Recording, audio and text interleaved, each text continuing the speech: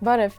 Քվանտային լաբորատորիան տեղավորել են ձեռքի ափի մեջ տեղավորվող չիպում։ Այն, ինչ միայն 10 տարի առաջ պահանջում էր լազերներով, հայելիներով եւ ծանր սարքավորումներով, մի ամբողջ սենյակ այժմ տեղավորվում է ինժեների ձեռքի ափի մեջ։ Սանտա Բարբարայի կալիֆոռնիական համալսարանի գիտնականները կատարել են իսկական տեխնոլոգիական թռիչք։ Նրանք կարողացել են սառը ատոմներով բարդագույն գիտափորձերը տեղավորել միկրոչիպում։ Սառը ատոմները ժամանակակից գերճշգրիտ ֆիզիկայի սիրտն են։ Դրանցից են պատրաստում աշխարհի ամենաճշգրիտ ժամացույցները, որոշում տարրական մասնիկների զանգվածը, չափում գրավիտացիան եւ անգամ փնտրում խորհրդավոր մութ նյութի հետքերը։ Այդ ամենը հնարավոր է, որովհետեւ գրեթե մինչեւ բացարձակ 0 աստիճան սառեցված ատոմները սկսում են դրսևորել իրենց մաքուր քվանտային հատկությունները։ Սակայն այդպիսի գիտափորձերի համար անհրաժեշտ են հսկայական ու ծայրահեղ զգայուն սարքավորումներ, օպտիկական սեղաններ, հարյուրավոր լազերներ, կայունացման եւ վիբրացիաներից մեկուսացնելու համակարգեր։ 2023 թվականին գիտնականների թիմը ստեղծել է PIC-MOD, ֆոտոնային ինտեգրված եռաչափ մագնիսաօպտիկական ծուղակ։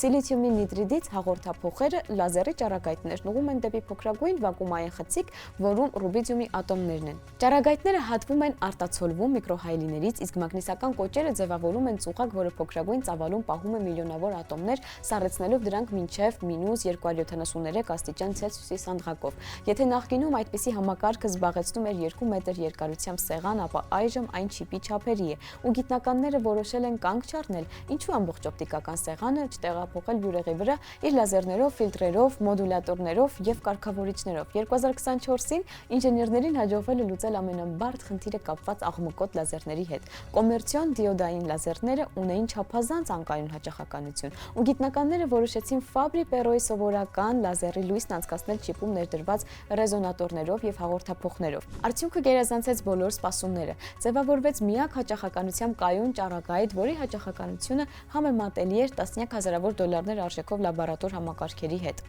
Մինիատյուրիզացումը հանգեցրել է ոչ միայն կոմպակտության, այլև որակի բարձրացման։ Էլեմենտները ավելի մոտ են մեկը մյուսին, հետադարձ կապն ավելի արագ, ազդանշանները կայուն, իսկ աղմուկը հասցվում է նվազագույնի, իսկ դա նշանակում է այսպիսի չիպերը ճանապարհ են հարթում դեպի պորտատիվ քվանտային տեխնիկա։ Պատկերացրեք սարքավորումներ, որոնք կարող են սանտիմետրի ճշգրտությամբ չափել ծովի մակարդակի փոփոխությունները, գրանցել հարյուրավոր կիլոմետրեր հեռավորության վրա տեղի ունեցած երկրաշարժերը, հայտնաբերել ստորգետնյա դատարկ տարածություններն ու սառցադաշտերի ճաքերը, ուղղակի վերլուծելով գրավիտացիոն դաշտի չնչին տատանումները։ Այն, ինչ այսօր հնարավոր է միայն խոշորագույն ազգային լաբորատորիաներում, վաղը կարող է անել հետազոտողը դաշտում ձեռքի տակ ունենալով փոքրիկ չիպը։ Այո, վակուումային խցիկներն ու ատոմների աղբյուրներն առայժմ խոշոր են, սակայն թիմն արդեն աշխատում է դրանց փոքրացման ուղղությամբ։ Նպատակը ամբողջությամբ պորտատիվ քվանտային լաբորատորիան է, որը կարելի է տեղադրել արբանյակների, ավտոնոմ դրոնների եւ անգամ այլ մոլորակներում գործող գիտական սարքավորումների վրա։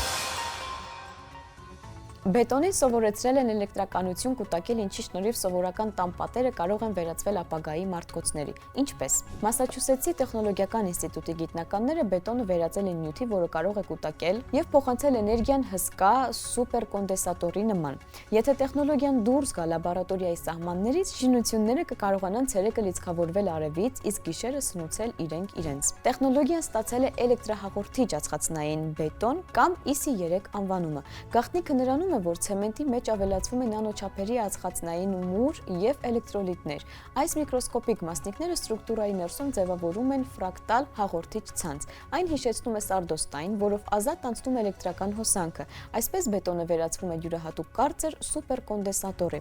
Մեկ տարվա ընթացքում գիտնականները զգալի առաջընթաց են գրանցել։ Եթե 2023-ին մեկ տան օրվա էներգիան կուտակելու ու պահպանելու համար անհրաժեշտ էր EC3 բետոնի 45 խորանարդ մետր, ապա այժմ բավարար է ընդամենը 5 խորանարդ մետր, մոտավորապես 1 կրող պատի չափ։ Այս ամենը շնորհիվ վիզուալիզացման նոր տեխնոլոգիաների։ Գիտնականները օգտագործել են FIB-SEM տոմոգրաֆիա մեթոդ, որի ընթացքում բետոնը կտրում են շերտ առ շերտ ու սկանավորում էլեկտրոնային մանրադիտակով։ Ստացված պատկերներում երևում է ինչպես է ածխածնային նանոստրուկտուրան պարուրում բետոնի ծակոտիները, ձևավորելով ծավալուն ցանց հոսանքի եւ իոնների համար։ Մասնագետների թիմը գիտափորձեր է անցկացրել տարբեր էլեկտրոլիտներով աղային լուծույթներից մինչև օրգանական խառնուրդներ։ հաղորդներ։ Ամենաանսպասելին ծովի ջրի ցույց տված արդյունքներ։ Այն դրսևորել է հրաշալի հաղորդականություն ու կայունություն, ինչը նշանակում է, որ նյութը կարելի է կիրառել նաև ծովային ենթակառուցվածքներում, օրինակ օվկիանոսային հողմակայանների ֆունդամենտում։ Սակայն լավագույն արդյունքները ցույց են տվել ամոնիումի աղերի եւ ացետոնիտրելի հիմքով էլեկտրոլիտները։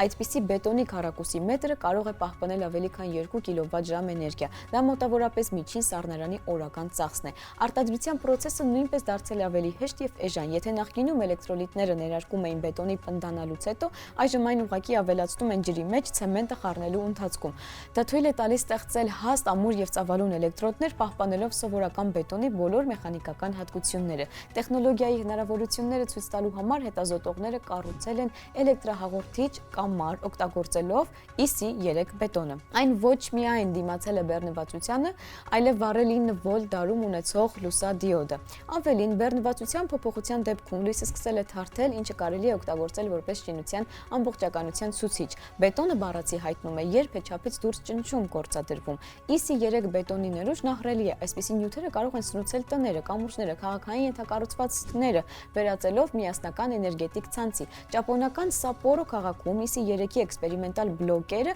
արդեն իսկ կիրառվում են մայթերի տաքացման համար, օգտագործելով օրվա ընթացքում կուտակված էներգիան։ Այո, լիթիում-իոնային մարտկոցներում էներգիայի պահպանման խտությունն առայժմ ավելի բարձր է, սակայն բետոնային սուպերկոնդենսատորը հաղթում է երկարակեցության, էկոլոգիապես մաքուր լինելու եւ մասշտաբների հարցում։ Այն չի պահանջում հազվագյուտ մետաղների եւ ծառայում է այնքան, որքան ամբողջ շինությունը։ Ապագայի քաղաքները ոչ թե ուղղակի կծախսեն էներգիան, այլև կպահպանեն այն իրենց պատերում։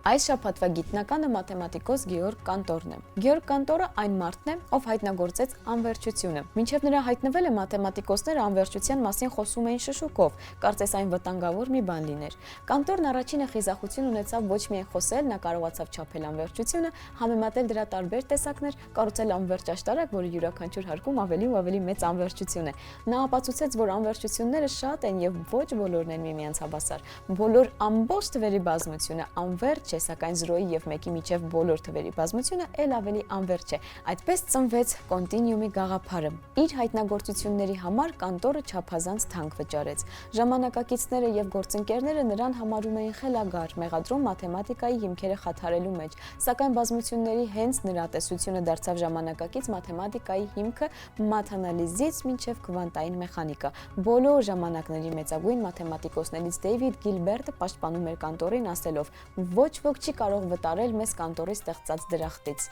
Իսկ այսօրվա համար այսքանը, կհանդիպենք։